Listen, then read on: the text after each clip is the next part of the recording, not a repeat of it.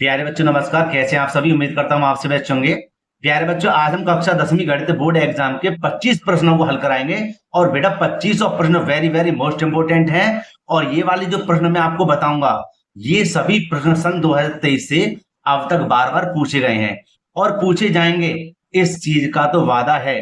और मैं बेटा इन 25 प्रश्नों को बहुत ही सरल तरीके से समझाने का पूरा पूरा प्रयास करूंगा।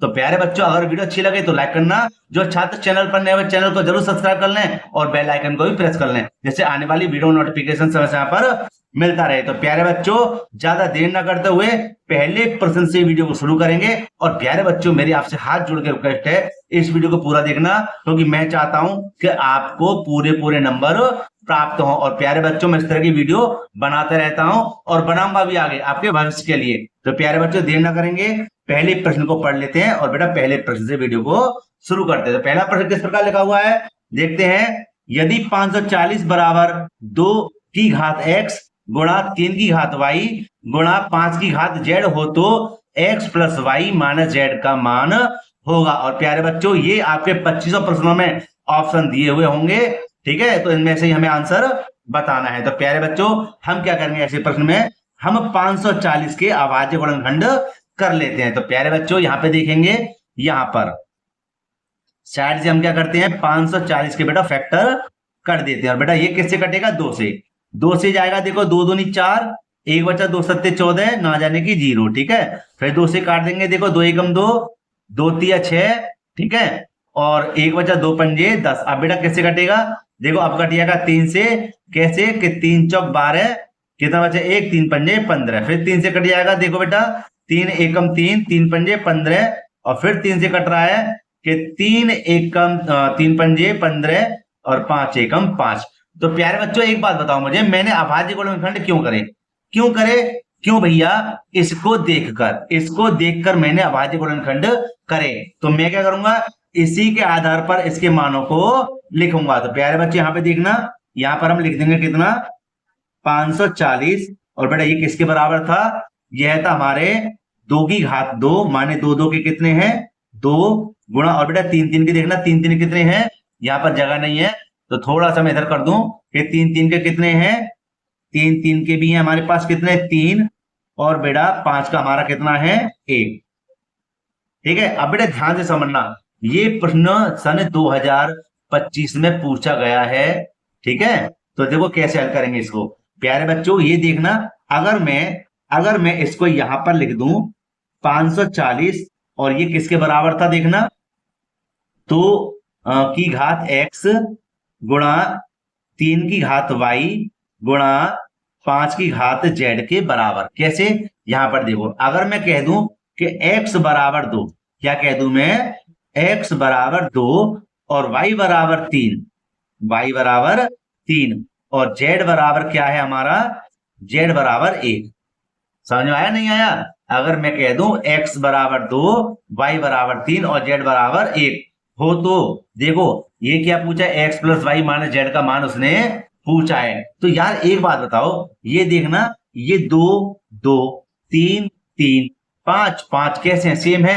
बस क्या करा हमने, इनकी घातों के आधार पर इनकी घातों के मानों को लिख दिया बस। तो हम क्या करेंगे, इसको ये पूछा है तो इसको लिख देते हैं यहां पर। देखो कैसे, x प्लस वाई माइनस के जेड।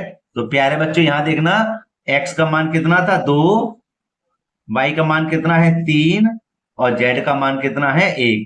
और बेटा यहां पर देखना, 3 और 2 के हो गए 5, माइनस का 1, और बेटा 5 में से गया तो कितने बचे 4। और प्यारे बच्चों यहां पर आंसर हमारा कौन सा होगा, सही, 4 आंसर बिल्कुल सही होगा। बेटा कोई भी डाउट हो मुझे प्लीज कमेंट करके जरूर बताना। और हाँ, अगर वीडियो अच्छी लगे तो लाइक करना और एक प्यारी सी कमेंट जरूर करना कि हाँ सर मेरे अच्छे समझ में आ गया, ठीक है। और इस प्रश्न को भी मुझे बताना, क्या ये आपने प्रश्न पहले करा है या आपको आता है, तो मुझे हाँ या ना में आंसर इसका जरूर देना। तो प्यारे बच्चों, अब हल करते हैं इसके दूसरे प्रश्न को एकदम मस्त तरीके से। और मैं उम्मीद करता हूं वो वाला प्रश्न भी बेटा अच्छे से मैं समझाऊंगा। वो क्या, मैं सभी प्रश्नों को अच्छे से समझाऊंगा, इस बात का वादा है। और 100% क्या, 101%, ठीक है। देखिए कैसे करेंगे उसको, आगे वाले प्रश्न को हल।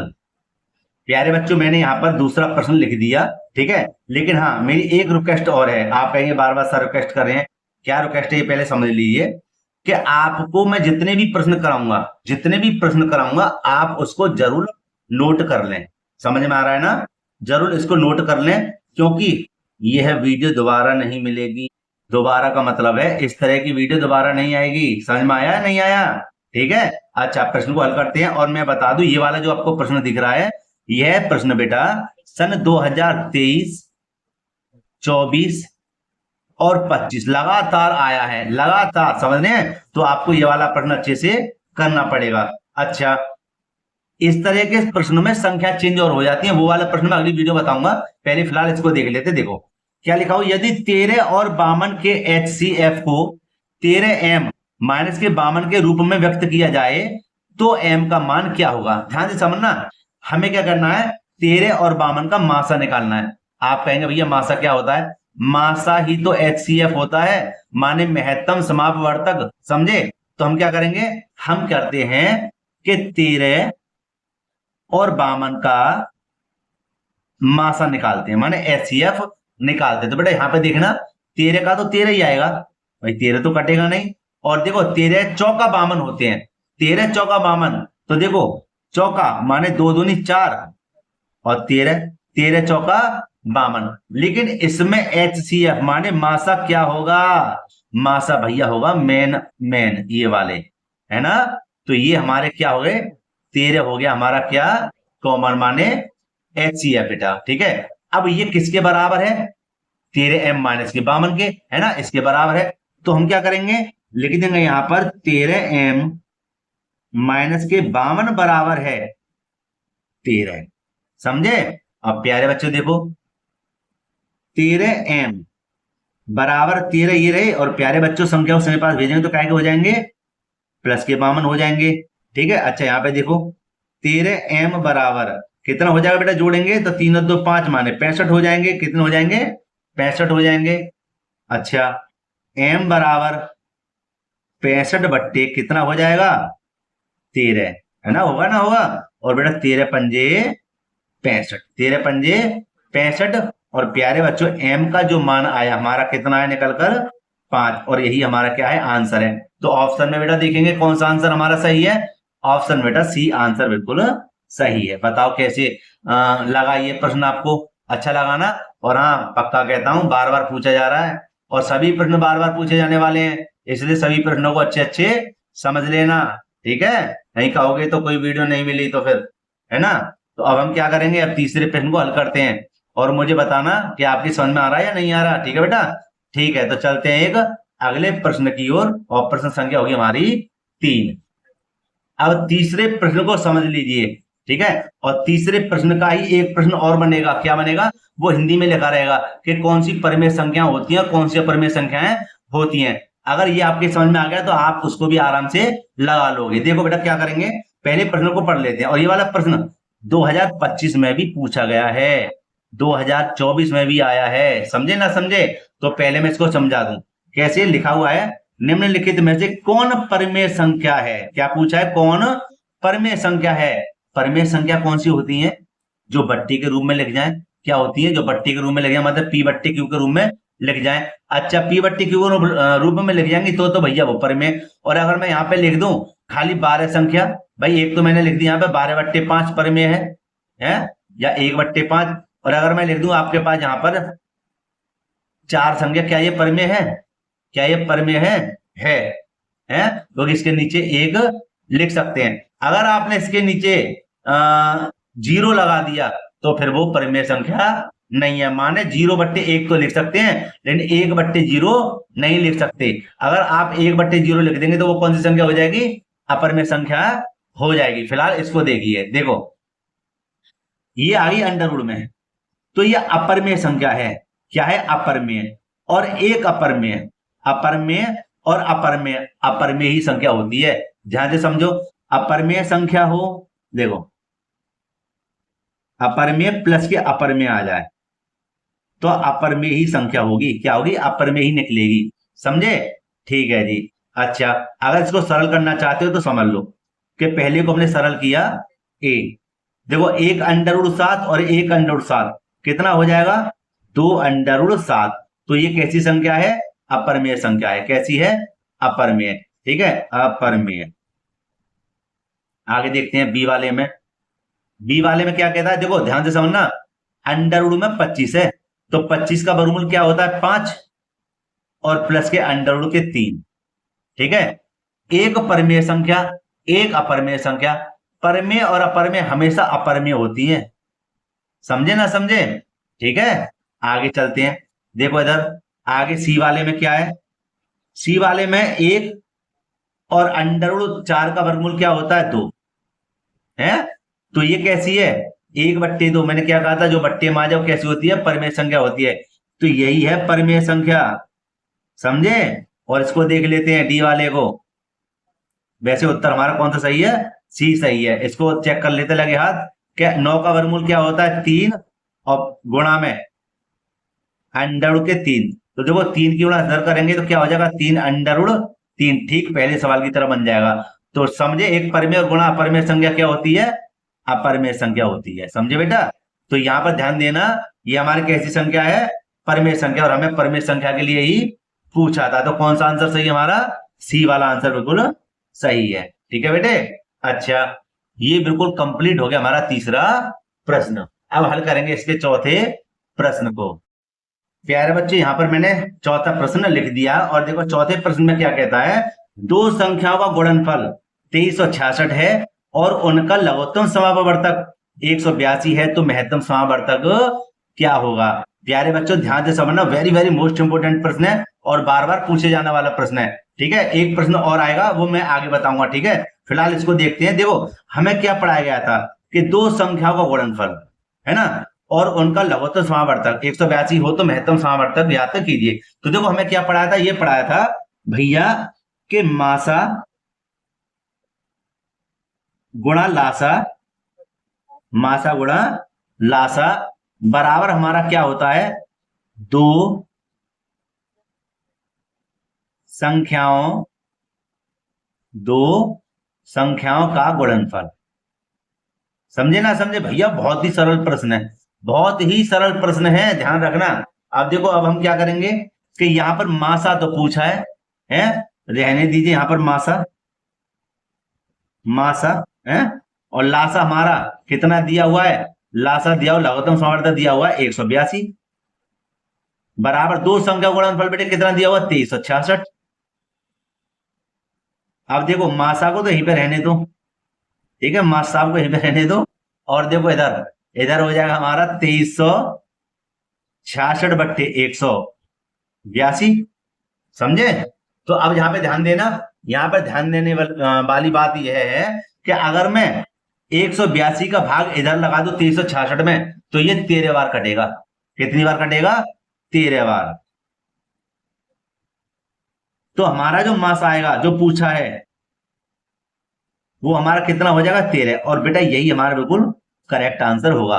तो यहां पर हम देखेंगे कि आंसर हमारा कौन सा सही है, देखिए 13, माने ए बिल्कुल ऑप्शन बिल्कुल सही आंसर होगा। ठीक है, और मैं गारंटी के साथ कहता हूं इस तरह का प्रश्न आपको जरूर मिलेगा, जरूर मिलेगा, जरूर मिलेगा। ठीक है, अच्छा, और अब हल करेंगे इसके 5वें प्रश्न को बेटा, एक अगले पेज पर। प्यारे बच्चों 5वां प्रश्न मैंने यहाँ पे लिख दिया, और लिखा हुआ क्या कि संख्या 242 को अभाज्य गुणनखंडों के गुणनफल के रूप में व्यक्त कीजिए। तो भैया इसको कैसे हल करोगे, हैं? देखो हमें क्या करना है, हमें अभाज्य गुणनखंड करने हैं। तो ये तो आप सभी पे आते हैं ना। तो देखो कैसे हल करेंगे, और हाँ प्रश्न को अच्छे से याद कर लेना, तैयार कर लेना, याद का मतलब तैयार कर लेना। और जो बच्चों ने पेपर में जो नोटबुक बना ली है, मतलब इसकी नोटबुक बना ली है, तो बना लेना, क्योंकि मैं आने वाले प्रश्नों को लगातार कराता ही रहूंगा। ठीक है, अगली वीडियो में भी मोस्ट इंपोर्टेंट प्रश्न आएंगे, और वो वाली वीडियो 2 से 4 नंबर की होने वाली है। फिलहाल इस वाली वीडियो पे ध्यान दीजिए। तो हम क्या करेंगे, 242 के अभाज्य गुणनखंड करते हैं। और हाँ एक बार बता दूं कि इसके फैक्टर करने के बाद में इसमें से हमें आंसर प्राप्त भी करना है। तो देखो यहाँ पर 2 एकम 2, 2 दूनी 4, 2 एकम 2, कितना आया 121। और सभी को पता है 121 किसका वर्गमूल होता है 11 का। तो 11 से काट दो, कितनी बार जाए 11 बार, और 11 एकम 11। तो हम यहां पर इसको यहां पर लिख देते हैं, कहां पर कि 242 बराबर होता हमारा 2 गुणा 11 गुणा 11। तो यहां पे देखना कौन सा सही है, भाई यहाँ पर 2 11 11 2 11 11, पहला ऑप्शन बिल्कुल सही है। ये तो हो नहीं सकते, है ना, क्योंकि यहाँ पे 2 5 11 आ रहा है, 2 3 5 7 आ रहा है, 5 7 11 आ रहा है, लेकिन हमें तो क्या चाहिए, 2 11 11। भैया 2 11 11 कौन से में सही है, ऑप्शन ए में। समझ गए? तो प्यारे बच्चों, यही इसका क्या है, आंसर है। अब हल करते हैं इसके छठे प्रश्न को। पहले ये बताओ, वीडियो मजा आ रहा है ना, अच्छी लग रही है ना वीडियो? बेटा ऐसी अच्छी लगेगी। और हाँ, पिछले जितने बार भी मैंने प्रश्न कराए हैं इंपोर्टेंट, उनको भी आप देख लेना। वेरी वेरी मोस्ट इंपोर्टेंट प्रश्न है, जो 7-8 मिनट या 9-10 मिनट की वीडियो है, उनको आप जरूर देखें। वो प्रश्न पक्के आते हैं और आ रहे हैं, ठीक है? नहीं तो आप पिछले वाले पेपर को उससे उठा के देख लेना, आपको उनमें से प्रश्न जरूर मिलेंगे। ठीक है? ठीक है बेटा, अब चलते इसके छठे प्रश्न की ओर। छठा प्रश्न को समझिए अच्छे से, और गारंटी के साथ कहता हूं, प्रश्न जरूर बनेगा, जरूर बनेगा, जरूर बनेगा। सह अभाज्य के लिए जरूर बनेगा। पहले प्रश्न को पढ़ के बता देते हैं कि निम्नलिखित में से कौन सा युग्म सह अभाज्य है।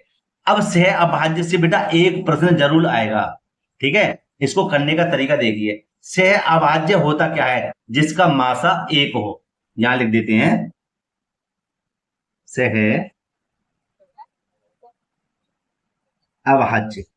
सह अभाज्य जिसका या जिनका लिख सकते हैं आप, मासा कितना हो, एक हो, उसको क्या कहते हैं, सह अभाज्य संख्या कहते हैं। ठीक है? अच्छा देखो, ध्यान से समझना, ध्यान से समझना, मैं समझाऊंगा कि ये पहली वाली संख्या 15 3 45, 15 का भाग इसमें जा रहा है, ये है नहीं है। ठीक है? यह सह अभाज्य संख्या नहीं है। देखो आगे, 21 का भाग जा रहा है इसमें, 21 पंजे 105, यह नहीं हो सकता। 14 सिंह 84 नहीं हो सकता। क्यों नहीं हो सकता? क्योंकि इनका भाग जा रहा है, और इनका क्या करते हैं, अगर हम इनका गुणनखंड करेंगे, अभाज्य गुणनखंड करेंगे, तो इनमें मासा जरूर मिलेगा, कोई ना कोई जरूर मिलेगा। लेकिन 9 और 16 में कोई भी कॉमन संख्या नहीं होगी। नहीं आई समझ में? आ गई होगी कि अगर इनमें हम लासा मतलब इनका हम एचसीएफ निकालें, तो कोई ना कोई कॉमन संख्याएं मिलेंगी। क्योंकि 15 का भाग जा रहा भाई, 15 3 45, 21 का जा रहा है इसमें है, इसमें भी जा रहा है, तो भाई कोई ना कोई कॉमन संख्या होगी जब भाग जा रहा है तो। लेकिन देखो इन दोनों में कोई कॉमन संख्या नहीं है। कैसे? देखो, इसके फैक्टर करो, 3 3 9, 16 करेंगे, 2 दूनी 4 दूनी 8 दूनी 16। क्या इन दोनों में कोई कॉमन संख्या है ही नहीं है। तो जब कॉमन संख्या नहीं होगी तो मासा का क्या होगा, मासा होगा हमारा एक। क्या होगा? एक। और यही तो मैंने समझाया था आपको कि सहभाज्य संख्या में मासा एक होना चाहिए, तो वह हमारी कौन सी संख्या होगी, सहभाज्य संख्या होगी। तो इसका आंसर कौन सा सही है, बी वाला बेटा बिल्कुल आंसर सही है। और मैं दावे के साथ कह सकता हूं, इस तरह का प्रश्न जरूर बनेगा बोर्ड एग्जाम में। ठीक है? तो आप अच्छे से प्रश्न को देख लेना। ठीक है? तो अब हल करेंगे इसके साथ में प्रश्न को। लो भैया, 7वां प्रश्न आ गया। देखो कितना सरल है, लिखा हुआ है कि 0.3125 को P बट्टे Q के रूप में लिखा जा सकता है। भैया वाकई में लिखा जा सकता है। कैसे? कि ये आपने क्लास 8 में पढ़े भी होंगे। देखो जी कैसे, कि यहां पर हम लिख देंगे कितना, 0 3 2 3 1 2 5। कितना लिखा हुआ, 3 1 2 5, माने 3125 कह दो यार।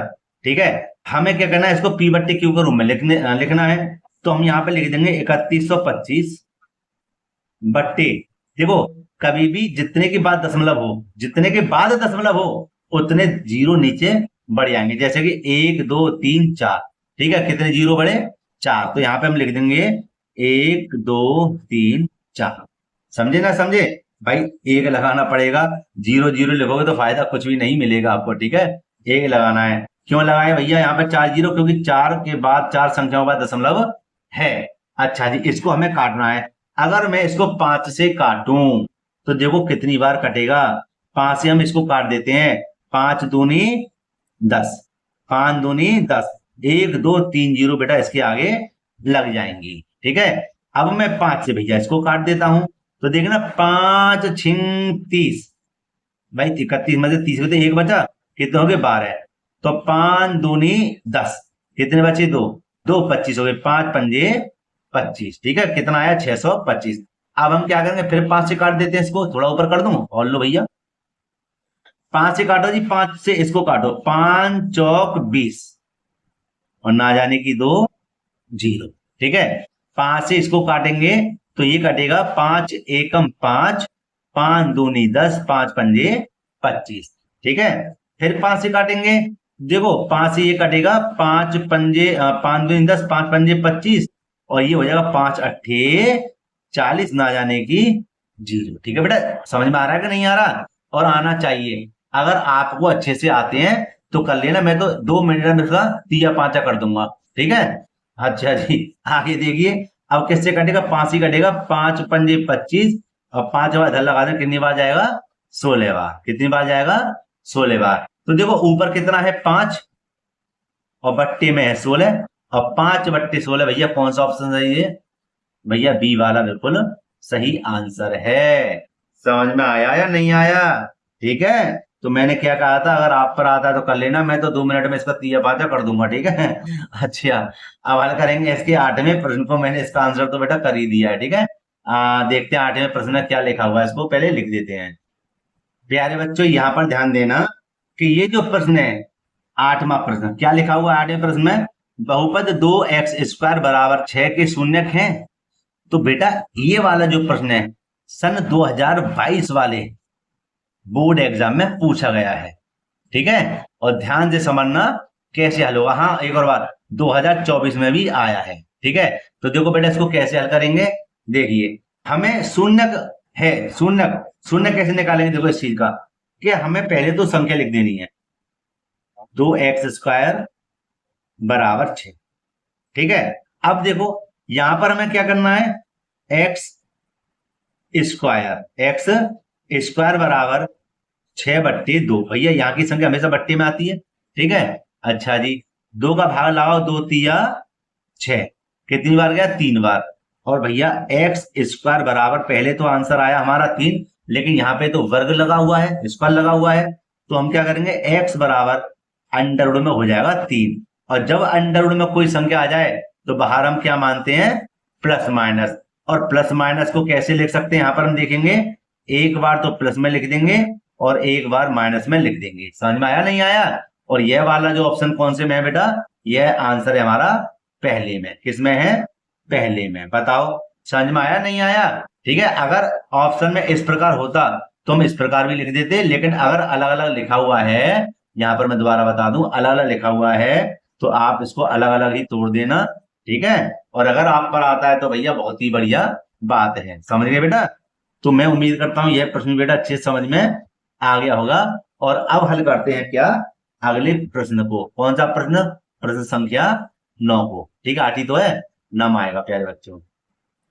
प्यारे बच्चों प्रश्न बहुत ही जबरदस्त है, ध्यान से समझना। लिखा हुआ है, यदि बहुपद p कोष्टक में x बराबर 5x² प्लस के 7x माइनस के 12 के शून्यक अल्फा और बीटा हो तो 5 कोष्टक में अल्फा और बीटा का मान ज्ञात कीजिए। माने 5 कोष्टक में अल्फा प्लस बीटा का मान ज्ञात करना है। हुए ये कैसा सवाल आ गया भाई, बहुत ही टेढ़ी खीर है।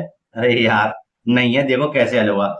इसका मतलब क्या है, अल्फा प्लस बीटा का मतलब है मूलों का योगफल हमें ज्ञात करना है। और इस चीज का फॉर्मूला समझो क्या होता है, यहां पर देखो, मूलों का योगफल होता है अल्फा प्लस बीटा, माने इसको कहते हैं मूलों का योगफल, है ना। होता है हमारा क्या, माइनस में एक्स का गुणांक और बट्टे में होता है एक्स स्क्वायर का गुणांक। क्या होता है, एक्स स्क्वायर का गुणांक। तो प्यारे बच्चों ध्यान से समझना क्या, कि भैया एल्फा प्लस बीटा बराबर माइनस तो ये रहा, है ना। एक्स का गुणांक क्या है, एक्स का गुणांक है 7, माने 7 की एक्स का गुणा हो रही है ना, हो रही। तो भैया एक्स का गुणांक 7 ही तो कहा जाएगा। तो भैया ये आ गया 7, बट्टे का चिन्ह आ गया। एक्स स्क्वायर का गुणांक क्या है, एक्स स्क्वायर गुणांक है 5, क्यों, क्योंकि एक्स स्क्वायर कहां पर गुणा हो रही है, 5 में, तो यहां लिख देंगे 5। समझ गए? और भैया हमें पूछा क्या था, पूछा था 5 एल्फा प्लस बीटा का मान बताओ, यही तो पूछा था। तो प्यारे बच्चों 5 ये रहे, गुणा का चिन्ह, एल्फा प्लस बीटा का मान हमारा क्या निकला, एल्फा प्लस बीटा का मान माइनस के 7/5। 5 से 5 हो गया कैंसर, तो यहाँ पे बताओ क्या आंसर निकला हमारा, -7। समझे ना समझे? और इसका ऑप्शन क्या है हमारे पास, ए। ऑप्शन बिल्कुल सही है। बताओ मजा आ रहा है क्लास में? बहुत अच्छा लगेगा बेटा, आपको बहुत अच्छा लगेगा। अभी तो मैं कई प्रश्नों को और डालूंगा यूट्यूब वीडियो पर, जिससे कि आपका पेपर कम से कम 95% का तो बने। ठीक है, और हाँ, इस बात की गारंटी है कि जो पढ़ाऊंगा वही आएगा, जो पढ़ाऊंगा वही आएगा। ठीक है। अच्छा, अब चलते हैं इसके अगले प्रश्न की ओर। प्रश्न संख्या बेटा हमारी है कौन सी? प्रश्न संख्या 10 आएगी। कौन सी आएगी? 10। क्यों? यहाँ पर है हमारी 9 प्रश्न संख्या। ठीक है, तो 10वीं पे चलते हैं। तो प्यारे बच्चों, यहाँ पर देखो 10वां प्रश्न मैंने लिख दिया। बहुत ही सरल प्रश्न है। लिखा हुआ है बहुपद पी एक्स बराबर 2x² माइनस के 8x माइनस के 12 तो पी कोष्टक में 2, माने पी कोष्टक में 2 का मान है। समझना कि देखो पी तो पी है, लेकिन एक्स के स्थान पे क्या आ रहा है? कोष्टक में 2 आ रहा ना, आ रहा। तो हमें एक्स के स्थान पे 2 लिखना है। क्या लिखना है? एक्स के स्थान पे 2। और ये 2 कहां लिखे जाएंगे? इस वाले क्वेश्चन में। तो मैं इस वाले प्रश्न को यहां पर लिख देता हूं कि चूंकि पी एक्स बराबर 2x² माइनस के 8x माइनस के 12। ठीक है, तो 2 ये रहा। कोष्टक में हमारा क्या हो जाएगा? 2 का स्क्वायर। समझ में आ रहा ना बेटा? 2 ये रहे, एक्स के स्थान पे क्या लिख दिया मैंने? 2। और 2 कहां से आए थे? ये रहा सवाल में। ठीक है, ऊपर देख लेना। माइनस के 8, फिर गुणा का चिन्ह लगाएंगे। कितना आ जाएगा? 2 माइनस के 12। समझो बेटा कि 2 तो ये रहे, गुणा 2 दूनी कितने हो जाएंगे? 4। भैया गुणा कहां से आ गया? यहाँ पर गुणा का चिन्ह मैंने लगाया ना था। ठीक है, समझ लेना। दोबारा देखो, 2 ये रहे, 2 दूनी 4, माइनस के 8 दूनी 16 माइनस के 12, 4 दूनी कितने हो गए? 8। 8 हो गए। ठीक है, माइनस के 12 या 16 और माइनस के 12। ठीक है, आराम से सरल करेंगे। देखो बेटा कैसे, कि ये 8 तो प्लस के हैं, और 16 और माइनस के 12 कितने हो जाएंगे? 28। काय के? माइनस के। काय के हो जाएंगे? माइनस के होंगे ना, होंगे, क्योंकि माइनस के सबसे ज्यादा ना, और माइनस माइनस के जोड़ ही देंगे। ऐसा मत करना माइनस और माइनस प्लस कर दो। माइनस और माइनस प्लस करोगे तो गुणा हो जाएगी। ठीक है, अन्यथा यहीं पर देखो। तो अब हम घटाएंगे, 28 में से 8 जाएंगे तो माइनस के 20 बचेंगे। क्यों बचेंगे भैया माइनस के 20? क्योंकि 28 माइनस के ज्यादा है। और ये माइनस के 20 कहां पर आंसर सही है हमारा? ऑप्शन नंबर बी बिल्कुल राइट आंसर है। ठीक है, ये 20 है ना, 20। ठीक है, यही हमारा क्या है? राइट आंसर है। तो प्यारे बच्चों, मैं उम्मीद करता हूं आपको अच्छे से समझ में आ गया हो ये वाला भी प्रश्न। और बेटा मैं फिर से कहता हूं, वेरी वेरी मोस्ट इंपोर्टेंट प्रश्न है, जो बार बार पूछे जाता है। ठीक है, अच्छा जी, अब हल करते हैं अगले प्रश्न को, प्रश्न संख्या 11 को। प्यारे बच्चे यहाँ पे देखिए 11वां प्रश्न लिखा हुआ, शून्य को माइनस के 2 माइनस के 5 वाले बहुपदों की संख्या होगी। ठीक है, ऐसे प्रश्नों को कैसे हल करेंगे? सबसे पहले फॉर्मूला होता है द्विघात समीकरण का, x² माइनस के x और मूलों का योगफल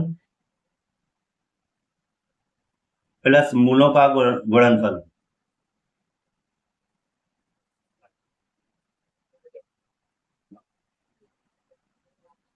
ठीक है बेटा, तो देखो यहाँ पर पहले तो मूलों का योगफल ज्ञात होना चाहिए और मूलों का गुणनफल ज्ञात होना चाहिए। तो देखो मूलों का योगफल क्या होगा, यहाँ पर हम लिख देते हैं, यहाँ पर साइड से करके इसको फिलहाल लिख देंगे। मूलों का योगफल, देखो योगफल माने जोड़ेंगे इनको, कि ये तो माइनस के 2 है, और ये कितने प्लस का चिन्ह आगे माइनस के 5। समझे? जब हम इनको जोड़ेंगे, बेटा दिख रहा है ना आपको? अच्छे से जरा इसको समझ लेना। ठीक है, जगह थोड़ी कम है, मैं ना यहाँ पर कर नहीं सकता, मुझे दूसरा पेज लेना पड़ सकता है। ले लें या नहीं? चलो छोड़ो। देखो माइनस के 2 और माइनस के 5 कितने हो जाएंगे? माइनस के 7 हो जाएंगे। क्या हो जाए? माइनस के 7। तो ये तो निकला मूलों का योगफल। योगफल माने जोड़, है ना? और अभी हमें निकालना गुणनफल, मूलों का गुणनफल। तो सीधे समझ लेना, गुणनफल में क्या करेंगे कि माइनस के 2 गुणा माइनस के 5 कर देंगे, भाई गुणनफल हो जाएगा। तो 5 दूनी कितना हो गया? 10। क्या के? माइनस और माइनस प्लस के होंगे ना, होंगे। तो देखो यहां पर समझो इसके, कि x² तो ये रहा है, और देखो मूलों का योगफल कितना हमारा, इसको x लिखना है, पहले x लिख दो, मूलों का योग कितना हमारा माइनस के साथ, तो माइनस जीरो और माइनस जीरो, माइनस और माइनस प्लस के कितने हो जाएंगे 7 है, और प्लस मूलों का गुणनफल कितना निकला था 10, तो गुणनफल हमारा कितना है 10। सरल कर देते हैं, एक्स स्क्वायर प्लस के 7x प्लस के 10। क्या ये आंसर सही है भाई? भाई इसने पूछा था बहुपद की संख्या कितने हैं, तो बहुपद कितना निकला, एक ही तो निकला है। क्या ये आंसर सही है? नहीं है, क्योंकि इसमें एक तो है ही नहीं है। हैं? कौन सा सर सही होगा भैया? यहाँ पर अगर मैं 2 की गुणा कर दूं, अगर मैं इस बहुपद में 2 की गुणा कर दूं, तो देखो 2x², 2 सत्ते 14x और 2 पंजे 2 दाम 20। अगर मैं इसकी 2 की गुणा इधर कर दूं है, तब भी मैं जब इसके फैक्टर करूंगा, मैंने गुणनखंड करूंगा इस सवाल के, तो मुझे -2 और -5 यही शून्य प्राप्त होंगे, 100% होंगे। समझे ना समझे? और अगर मैं इस वाले बहुपद में, इसी बहुपद में मैं अगर 3 की गुणा कर दूं, चलो मैं गुणा करके दिखा देता हूं कि 3x² प्लस के 3 सत्ते 21x और प्लस के 3 दाम 30, और मैं इनके अब गुणनखंड करके दिखाऊं, तब भी मुझे 0.2,5 ही प्राप्त होंगे। इसका मतलब आप किसी की भी गुणा कर लेना, हमें 0 यही प्राप्त होंगे। किसमें? इस वाले गुणनखंड में। समझे ना समझे? इस वाले गुणनखंड में हम कितने भी गुणा करते हैं, हमें 0 -2, -5 ही प्राप्त होंगे। तो बहुपद की संख्या होगी, तो बहुपदी तो पूछे, जो बहुपदी तो निकला था, कितना होगा? अनगिनत होगा, माने कितने की भी गुणा कर देना, है ना, आती रहेगा, आता ही रहेगा। और उनका गुणा करने वाले जब फैक्टर करेंगे, माने गुणनखंड करेंगे उनके, तो 0 हमें कितने प्राप्त होंगे? -2,5 प्राप्त होंगे। ठीक है बेटा, तो यही हमारा क्या इसका आंसर है। तो अब हल करते हैं इसके बारे में प्रश्न को। प्यारे बच्चों, 12वां प्रश्न यहाँ पे लिख दिया, यदि रेखा 5x प्लस के py बराबर 6 और 15x प्लस के 9y बराबर 12 समांतर है, तो p का मान होगा। हमें क्या करना है? समांतर में क्या पूछता है? समांतर में कहता है, चलो मैं लिख देता हूं, समांतर। ठीक है, समांतर में क्या कहेगा? समांतर में कहेगा कि A1 बट्टे A2 और B1 बट्टे B2 बराबर नहीं होना चाहिए C1 बट्टे C2 के। तो हमें क्या करना है? B1 बट्टे B2 और C1 C2 को ले लेना है। तो देखो, ये A1 है, ये B1 है, ये C1 है, ये A2 है, ये B2 है, ये C2 है, माने A माने 1 2 3 है, 1 2 3। ठीक है, तो हमें करना क्या है? या ए बी सी उसके नीचे 1 2 कर देना, है ना। ठीक है जी। अच्छा जी, इसको देखो कैसे हल करेंगे। तो यही तो है क्या, B1, तो B1 हमारा क्या है? थोड़ा सा ऊपर कर दूं मैं, यहाँ पे B1 का मान है हमारा P, और बट्टे में कितना हो जाएगा यहाँ पर बट्टे 9, और C1 हमारा कितना है? C1 है हमारा 6, भाई 6 ही तो आएगा। और ये कितना आएगा हमारा? C1, और C2 हमारा कितना आएगा? C2 आएगा हमारा 12, भाई C2 12 आएगा। देखो कैसे, A1 B1 C1, तो B1 हमारा क्या है? P, और C1 हमारा क्या है? 6। ऐसे ही B2 हमारा क्या है? 9, और C2 हमारा 12। तो ये दोनों के मान मैंने यहाँ पे लिख दिए। सरल करते हैं जी, सरल करो पे, तो इसी को सरल कर लो। 6 कम 6, 6 दूनी 12, तो कितना हो जाएगा? P बट्टे 9 बराबर 1 बट्टे 2, क्रॉस मल्टीप्लाई कर देंगे, यहाँ पर हो जाएगा हमारा कितना? 2P बराबर 9 एकम 9, में 2P तो हुआ, 6 एकम 6, 6 दूनी 12। भाई ये गलत हो गया, गलत हो गया, गलत हो गया, गलत। हम गलती भैया हमसे भी हो जाती है। ठीक है, समांतर में क्या करेंगे? इधर नहीं जाएंगे, इधर ही रहेंगे। ठीक है, माफी चाहते हैं जी। देखो जी, A1 का मान हमारा क्या है? A1 का मान है हमारा 5, कितना है? 5, और A2 का मान है हमारा, अरे यार यहाँ पे देखो यार,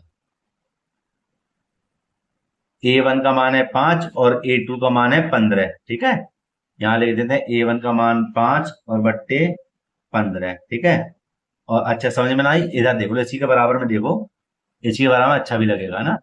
थोड़ा क्वेश्चन परेशान ज्यादा कर रहा है। यहाँ देख लेते हैं जी कि A1 का मान क्या है हमारा? 5 बट्टे A2 का मान क्या है हमारा? 15 बराबर B1 का मान क्या है? P बट्टे 9, तो 5 एकम 5, 5 तिया 15, इसको कर दो सरल।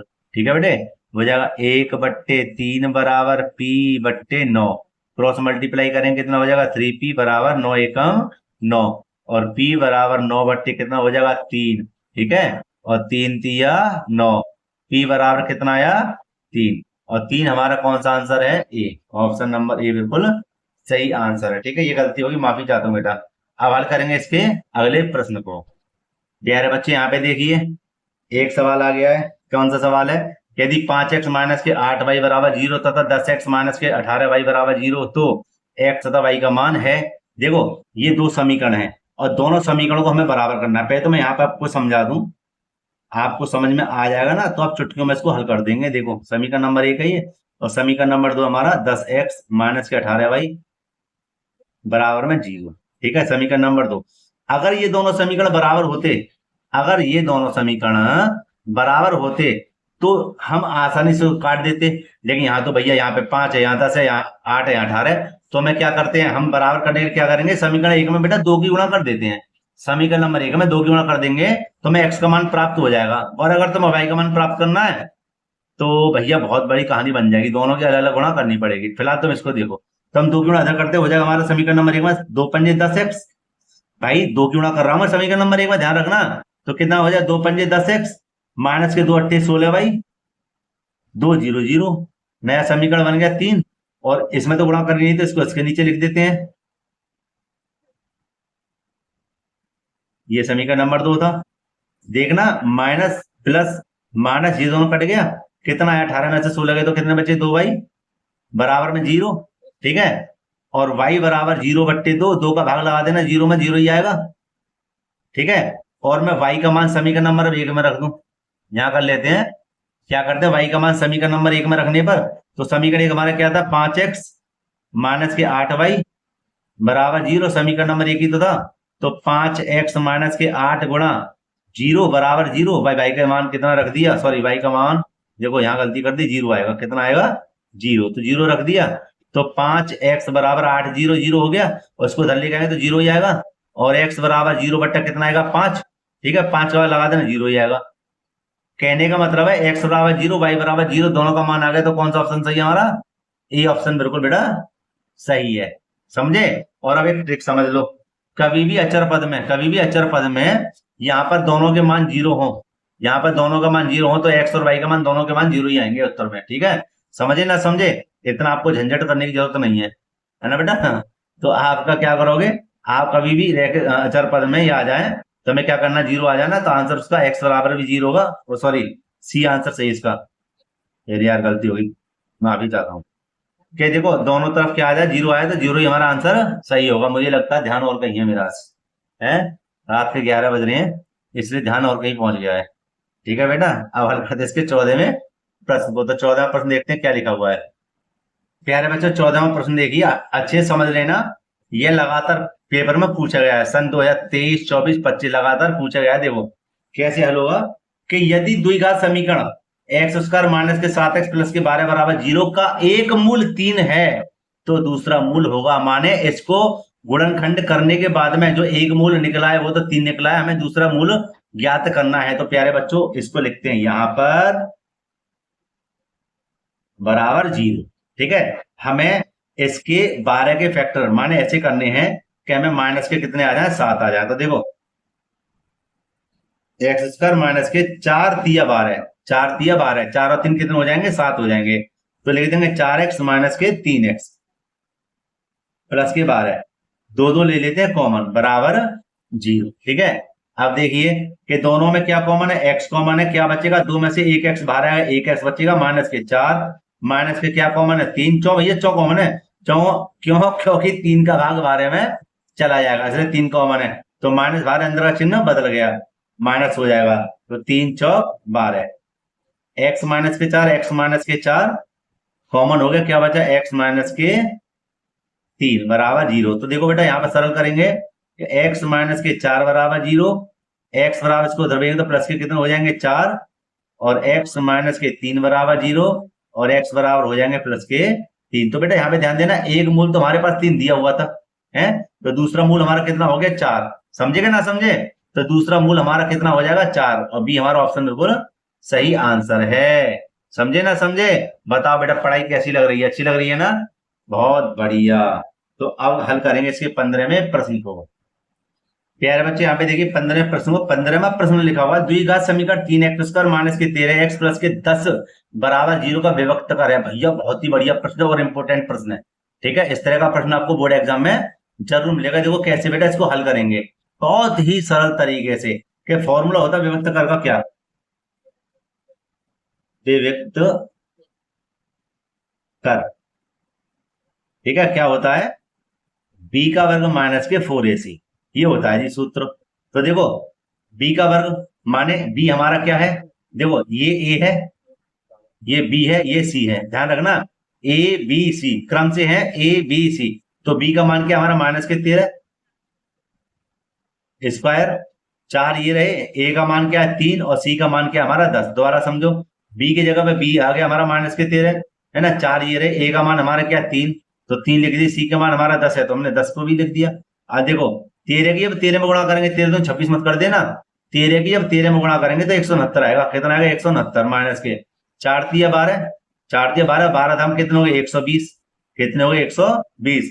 अच्छा 169 में से 120 को घटाएंगे तो कितने बचेंगे 49, कितने बचेंगे 49। और 49 हमारा कौन सा आंसर सही बेटा, बी ऑप्शन बिल्कुल सही, बी है ए आंसर बिल्कुल सही है। तो क्यों ये गलत हो गया, ये माइनस का या प्लस का है। ठीक है, ध्यान रखना माइनस प्लस में यहाँ गलती हो सकती है, जैसे मेरे से हो जाती है। ठीक है ठीक है बेटे, अब हल करेंगे इसके 16वें प्रश्न को। और बेटा मुझे बताओ कि ये आपके समझ में आ रहे हैं नहीं आ रहे, ठीक है, कमेंट में आप जरूर बताना मुझे। और अगर कोई भी प्रश्न में अगर आपको डाउट हो तो मैं उसकी भी वीडियो अलग से बना के डाल दूंगा। ठीक है, कहाँ सर मुझे ये प्रॉब्लम है, तो मैं बेटा उसको भी बता दूंगा, एक वीडियो उसके ऊपर भी बना देंगे। ठीक है, अच्छा जी, हल करते हैं इसके 16वें प्रश्न को एक नए पेज पर।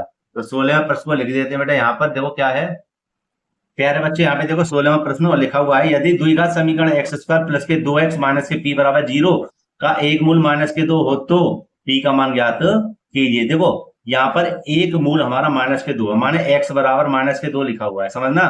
तो पहले तो मैं इस सवाल को लिख देता हूँ यहाँ पर, x² प्लस के 2x माइनस के p बराबर 0। तो देखो एक सवाल मैंने और करा था जिसमें एक मूल्य दिया हुआ था, लेकिन उसमें क्या करा था, फैक्टर कराए थे, है ना, सही है भाई। फैक्टर का मतलब है हमने गुणनखंड करे थे उसके, तो हमने दूसरा मूल्य प्राप्त कर लिया था। लेकिन इसमें तो भैया पी का मान ज्ञात करा रहा है, जब किसी में पी का, एक्स का, एम का, किसी का भी मान ज्ञात कराए तो एक मूल को एक्स के स्थान पर लिख देंगे, एक मूल को एक्स के स्थान पर लिख देंगे। कैसे, ऐसे कि भैया यहाँ पे लिख देंगे माइनस के 2 का वर्ग प्लस के 2 गुणा, फिर एक्स आ गया माइनस के 2 माइनस के पी बराबर 0। ठीक है, यहाँ पे देखते हैं कि 2 दूनी माइनस के कितने हो जाए, माइनस माइनस प्लस के 4 प्लस माइनस माइनस। दोबारा समझो, माइनस और माइनस, देखो माइनस के 2 हैं और माइनस के 2, माइनस 2 दूनी 4, माइनस और माइनस प्लस के हो गए। यहाँ देखो प्लस माइनस माइनस होता है, 2 दूनी 4 माइनस की पी बराबर 0, प्लस माइनस के कट गए। यहाँ पे देखो पी बराबर 0 और भैया पी का मान सीधे सीधे कितना आएगा 0। तो पी का मान कितना है 0, ऑप्शन नंबर हमारा कौन सा सही है, ए बिल्कुल सही आंसर है। समझ में आया नहीं आया, ठीक है। अब हल करते हैं 17वें प्रश्न को। 17वां प्रश्न की मैं गारंटी के साथ कहता हूं कि इस तरह का प्रश्न आपको इस वर्ष जरूर मिलेगा, पक्का मिलेगा, 100% मिलेगा। ठीक है, तो पहले प्रश्न को समझ लेते हैं फिर हल करेंगे। कि दो बिंदु है, ये दो बिंदु दिए हुए हैं 2,3 और 4,1 के बीच की दूरी होगी, माने इसमें से हमें आंसर बताने हैं। तो देखो बीच की दूरी का आपको फॉर्मूला लगा देना है। कैसे लगा देना है जी, यहाँ पर मैं थोड़ा इसको थोड़ा खिसका दूं, ये हो जाएगा हमारा क्या x1, ये हो जाएगा y1, ये हो जाएगा हमारा x2 और ये हो जाएगा y2। ठीक है, और बीच की दूरी का फॉर्मूला क्या होता है लिख देंगे, बीच की दूरी का फॉर्मूला होता है प्यारे बच्चों x2 माइनस के x1 का वर्ग, y2 माइनस के y1 का वर्ग। देखो बेटे x2 का मान क्या है 4, ऊपर ध्यान देना 4 आएगा यहाँ पर, माइनस x1 का मान क्या है 2, तो 2 लिख देंगे यहाँ पर कोष्टक में और माइनस ऊपर वर्ग लग दिया। y2 का मान क्या है 1, माइनस का चिन्ह फॉर्मूले के अनुसार, और y1 का मान क्या है 3, 3 का स्क्वायर।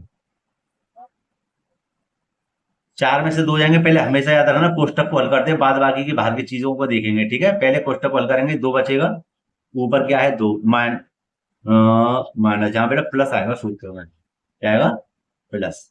अच्छा यहाँ देखिए प्लस आ गया, यहाँ पे देखो क्या हो जाएगा, 3 में से 1 जाएगा तो माइनस के 2 ही बचेंगे, ठीक है। अब देखो यहाँ पर 2 दूनी 4, 2 दूनी 4, 4 और 4 क्या है 8, और 8 के फॉर्मूले क्या है हमारा, बचत क्या है भैया, ये हो जाएगा हमारा 2 दूनी 4 और 4 दूनी 8, ठीक है। तो यहाँ पर हम देखेंगे कॉमन क्या है हमारा, 2 कॉमन है और अंदर इसका जोड़ा नहीं बना, वो अंदर रह जाएगा, ठीक है। तो अंदर जब रह जाएगा तो क्या बचेगा, 2 अंडर रूट 2, क्या आएगा 2 अंडर रूट 2, और 2 अंडर रूट 2 किस में आंसर सही है हमारा, बी वाला, बी वाला बिल्कुल सही है, 2 अंडर रूट 2 हमारा बी आंसर बिल्कुल सही है, ठीक है। तो ये वाला प्रश्न मैं गारंटी के साथ कहता हूँ जरूर आएगा, फॉर्मूला हमारे यहाँ पर प्लस लगेगा, ठीक है बेटे। अब हल करते हैं इसके अगले प्रश्न, और अगली संख्या हमारी 18 में। तो प्यारे बच्चों 18वें प्रश्न में लिखा हुआ है cos 0, है ना, 0 अंश माने 0 का मान होगा, देखो आपको त्रिकोणमिति की सारणी याद होनी चाहिए, त्रिकोणमिति की सारणी याद होनी चाहिए, ठीक है, तभी आप ऐसे प्रश्नों को हल कर पाएंगे, ठीक है। तो यहाँ पर ध्यान देना, cos 0 का मान 1 होगा, क्या होगा 1, और अगर आपको ये मान याद ना हो तो आपके लिए मैंने एक टेबल मतलब शॉर्ट ट्रिक बनाई है टेबल की, आप उसको देख लेना भैया, चुटकियों में वाले फॉर्मूलों को लगाकर और पूरी सारणी आपको याद हो जाएगी, ठीक है। तो फिलहाल इसका मान क्या है 1, और इसका आंसर 1 बिल्कुल सही है। तो अब हल करते हैं इसके कौन से 19वें प्रश्न को। प्रश्न संख्या 19वीं त्रिकोणमिति पर, माने त्रिकोणमिति का ही क्वेश्चन है, समझ लेना बेटा, जरूर आएगा पेपर में, जरूर गारंटी के साथ, देखो त्रिकोणमिति से सवाल जरूर आएंगे, कहने का मतलब ये है, ठीक है। हमें क्या करना है, सबसे पहले लिखा हुआ है sec a प्लस के tan a कोष्टक में, दूसरे कोष्टक में 1 माइनस के sin a का मान होगा, हमें इसमें से इसके आंसर बताने हैं। तो बेटा सबसे पहले हम प्रश्नों को लिख लेते हैं, sec a प्लस के tan a और दूसरे कोष्टक में 1 माइनस के sin a, ऐसे हल करना है कि इनमें से कोई आंसर इसको जरूर मिल जाए। तो देखो हम क्या करेंगे, सेक को तोड़ेंगे 1 cos में, और tan को तोड़ेंगे sin a cos a में, ठीक है, ये कट गया जी। और इसको हाथ मत लगाओ, इसको हाथ मत लगाओ, ठीक है, 1 माइनस के sin a को। अब इनका ले लो एलसीएम, क्या ले लेंगे एलसीएम, तो एलसीएम में क्या आएगा cos a आएगा, और जब हर एक सा होता है तो अंश को ज्यों का त्यों लिखा जाता है, लिखा जाएगा ना लिखा जाएगा भाई, जब हर समान होते हैं तो अंश को ज्यों का त्यों लिख दिया, तो अंश कौन सा 1 प्लस के साइन लिख दिया, इसको फिर ज्यों का त्यों लिख दो भैया, इससे हाथ में लगाओ, ठीक है, इतना हो गया। अब यहां पर देना इसके नीचे लगा दो 1, और यहां देखना एक बार जुड़ रहा है एक बार घट रहा है, जब कोई चीज एक बार जुड़े और एक बार घट जाए तो उसको क्या कहते हैं, उसको कहते हैं ए स्क्वायर माइनस के बी स्क्वायर, क्या कहते हैं ए स्क्वायर माइनस के बी स्क्वायर। तो यहाँ पर देखना ए का मान क्या है 1 का स्क्वायर, यही हल कर दूं, और बी का मान क्या है माइनस का चिन्ह लगा देना साइन का स्क्वायर, तो ये तो हो जाएगा हमारा क्या 1 एकम 1 माइनस के साइन स्क्वायर एकम साइन स्क्वायर, और बट्टे में क्या आया हमारा cos a, क्या है हमारा cos a, ठीक है।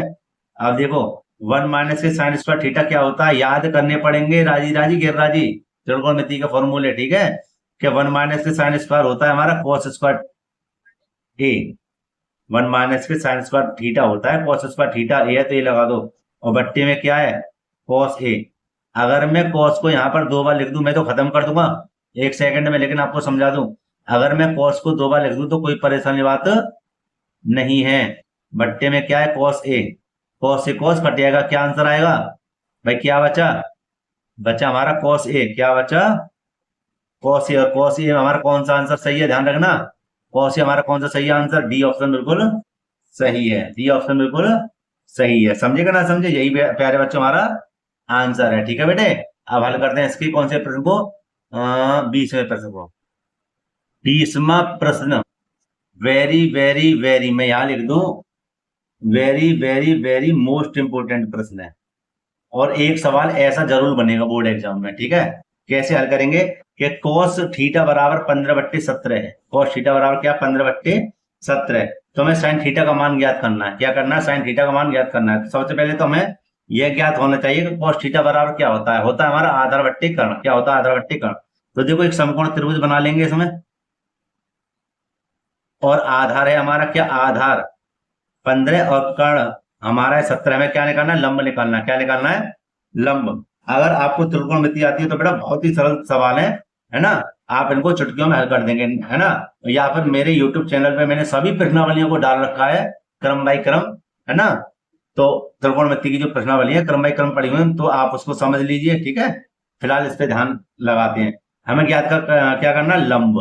तो देखो पाइथागोरस प्रमेय क्या कहती है? पाइथागोरस प्रमेय क्या कहती है? कहती है कि लंब का वर्ग बराबर होता है हमारा क्या? कर्ण का वर्ग और माइनस में आधार का वर्ग।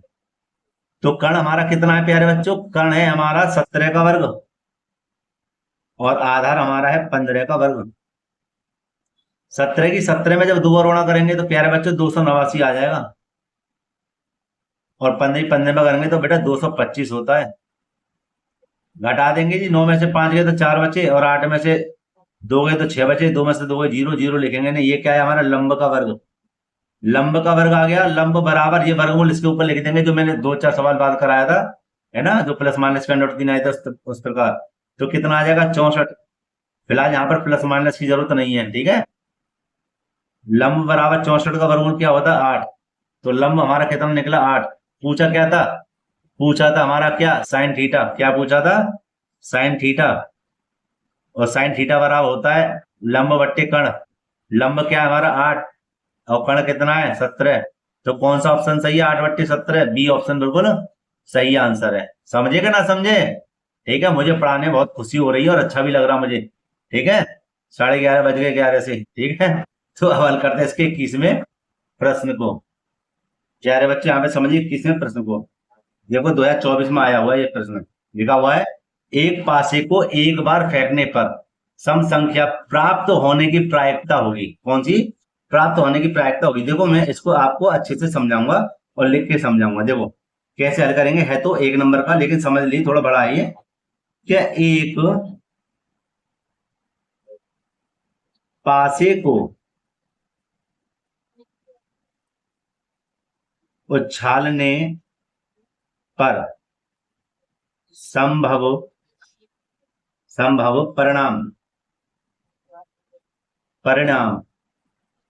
परिणामों की संख्या कितनी? 6। क्यों भैया 6? क्योंकि सम संख्याएं पूछी है। कितनी पूछी है? सम संख्याएं। तथा पासे पर सम संख्या आने के अनुकूल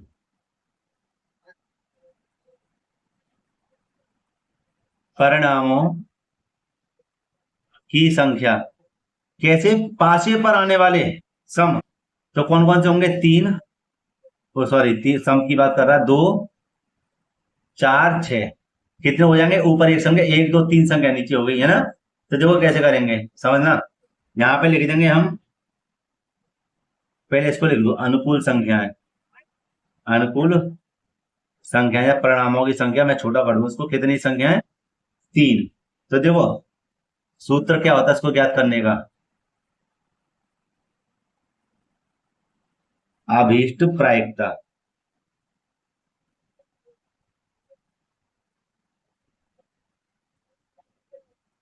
अनुकूल परिणामों की संख्या कितनी है भैया? 3। कितनी है? 3, ठीक है, बट्टे। और कुल परिणाम हमारे कितने हैं भैया? 6 होते हैं। कितने होते हैं? 6 है। तो देखना भाई कुल 6 संख्याएं, और वैसे कितने परिणाम है सम वाले? 2 4 6। तो 3 एकम 3, 3 दूनी 6। कितना आया? 1/2 निकल कर आया। और 1/2 कहां पर है? देख लेना 1/2। 1/2 हमारे ऑप्शन नंबर सी में, ठीक है। और यही प्यारे बच्चों क्या हमारा आंसर है। बड़ा हो गया समझाने में, माफी चाहता हूं, लेकिन पक्का पक्का आएगा जरूर, है ना। इस प्रश्नावली से प्रश्न जरूर आएगा, याद रखना। अब हल करते हैं इसके 22वें प्रश्न को। देखो बेटा यहाँ पर 22वें प्रश्न को, 22वां प्रश्न बहुत ही सरल है, बहुत ही सरल। क्या कहता है? निम्नलिखित सारणी का बहुलक वर्ग है। वर्ग कौन सा? ये रहा, और बारंबारता हमारी ये रही। तो ये प्रश्न, ऐसे प्रश्नों को करने के लिए यार 2 मिनट तो बहुत ही ज्यादा है, चुटकियों में हल हो जाएगा। कैसे कि यहाँ पर देखो सबसे ज्यादा बारंबारता किसकी दे रखी है, सबसे ज्यादा बारंबारता दे रखी है हमारी 12 की है। तो वर्ग पूछा है, कौन सा सही इसका वर्ग, 10,15, यही हमारा क्या है, आंसर हो गया बस। ठीक है, तो उम्मीद करता हूँ ये वाले प्रश्न भी अच्छे समझ में आ गया होगा। और हाँ, अच्छे से तैयार कर लेना, तैयार कर लेना, पक्का आएगा पेपर में। ठीक है, तो जितनी भी बारंबारता सबसे ज्यादा वो समझ लो उसी के ऊपर वाला वर्ग होता है, वही हमारा क्या आंसर है। ठीक है, तो हल करते इसके 23वें प्रश्न को। देखो बेटा 23वें प्रश्न को लिखा हुआ है, ये द्विघात समीकरण x कोष्टक में 2x प्लस के 5 बराबर 0 के मूलों का गुणनफल है। तो देखो सबसे पहले तो सवाल को ही लिख लो, अभी बताते हैं गुणनफल क्या होता है। कि x 2x प्लस के 5 बराबर 0 लिख दिया। x की इसमें गुणा करो, कितना हो जाएगा, 2x² प्लस के 5x बराबर 0।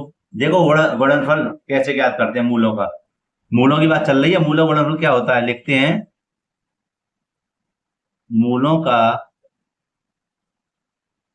गुणनफल होता है हमारा अचर पद बट्टे में x² का गुणांक।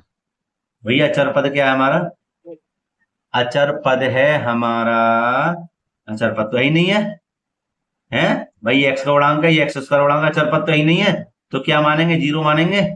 और x² गुणांक क्या है हमारा, x² गुणांक 2 है, और 2 का भाग 0 में लगा देना, 0 ही आएगा। क्या आएगा, 0 आएगा। तो कौन सा उत्तर सही है इसका बताओ, इसका आंसर बी बिल्कुल सही है। ठीक है, अब हल करते हैं 24वें प्रश्न को। देखो प्यारे बच्चों 24वां प्रश्न क्या कहता है, लिखा हुआ है, यदि किसी एपी का दूसरा पद 13 और 5वां पद 25 है तो उसका 7वां पद क्या होगा। देखो बेटा ध्यान से समझना बात को, मैं इस वाले पेज पे बताऊंगा आपको कि प्रथम पद ए होता है, द्वितीय पद ए प्लस के डी होता है, तृतीय पद ए प्लस के 2d है, चौथा पद कह देते हैं ए प्लस की 3d। समझना, चौथा कह रहा तो 3 लिख दिया, तृतीय कह रहा था 2 लिख दिया, समझे। और 5वां कह दूंगा तो क्या कर दूंगा, 4d कर दूंगा, करूंगा ना करूंगा भाई। 5वां कह दूं, 5वां पद तो 4d कह दूंगा, छठा कह दूंगा तो 5d कह दूंगा, है ए प्लस के 5d। तो यार इस पर यही बात आपको समझनी है, ये चुटकियों में हल हो जाएगा। देखो कैसे, कि ये कह रहा था दूसरा पद, दूसरा पद माने क्या हो जाएगा, ए प्लस के डी बराबर 13, और कह रहा था 5वां पद 25 है, तो 5वां पद को क्या कहेंगे, ए प्लस के 4d कह देंगे, कितना 25 है। ये वाला पद ज्ञात करा, ये पद कैसे ज्ञात होगा, जब ए और डी के मान प्राप्त हो जाएंगे। तो इसको मानो समीकरण नंबर 1, समीकरण नंबर 2, भैया ऐसे डंडा खींचेंगे, माइनस माइनस माइनस चिन्ह परिवर्तित कर देंगे, दोनों को काट देंगे। ठीक है, 3 माने 4 में से 1 डी जाएगा तो कितना बचेगा, माइनस के 3d। और यहाँ पर 25 में से 13 जाएंगे तो देखो 5 में से 3 जाएंगे तो 2 बचे, और 2 में से क्या, तो 1 बचा, काय के बचे, माइनस के 12 बचे। माइनस से माइनस कैंसिल करो, डी बराबर कितना आया, 12, और 3 चौक 12, डी बराबर कितना आया, 4। ठीक है, इस डी का मान समीकरण नंबर 1 है, समीकरण नंबर 2 में रख देते हैं, लिख देंगे डी का मान 1 में रखने पर, तो एक हमारा समीकरण क्या है, ए प्लस के डी बराबर 13, ए प्लस के डी का मान कितना निकला है, 4 बराबर 13, ए बराबर 13, पक्षांतर कर दो, माइनस के कितने हो जाएंगे, 4, कितने हो जाएंगे, 4। और भैया ए बराबर 13 में से 4 जाएंगे, 9 जाएंगे तो कितने बचेंगे, ओ सॉरी 13 में से 4 जाएंगे कितने बचेंगे, 9 बचेंगे, कितने बचेंगे, 9।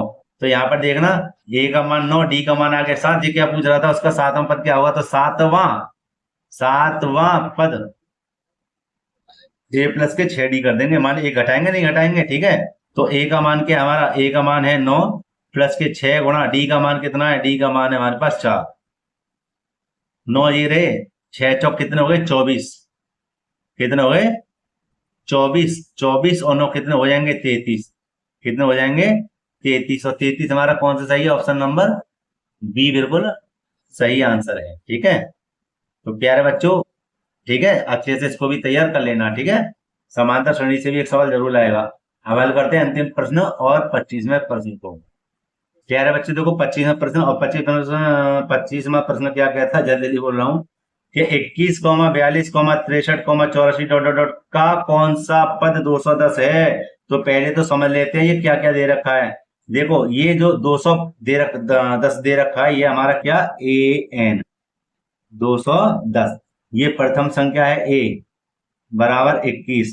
डी का मान जब निकालते हैं तो यहाँ पे देख लेना, साइड में यहाँ कर दूं, यहाँ दिख जाएगा, और यहाँ ना करके मैं दूसरा पे ले लूं तो कोई परेशानी की बात नहीं है।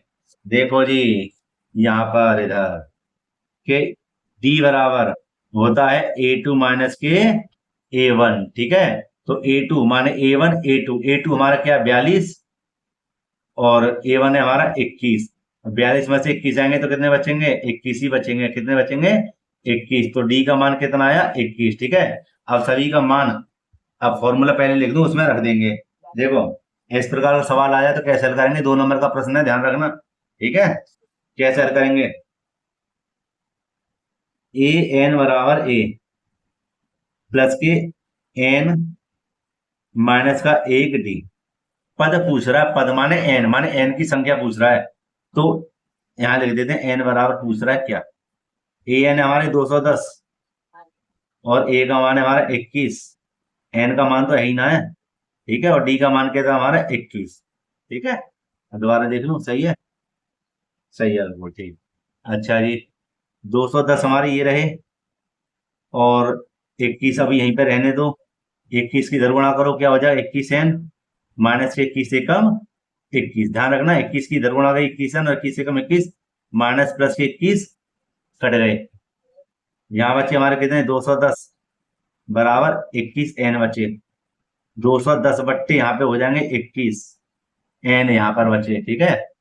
और 21 धाम 210 एन बराबर कितना आ गया 10, माने पद हमारे कितने हैं 10 पद हैं। कितने पद हैं 10 पद हैं।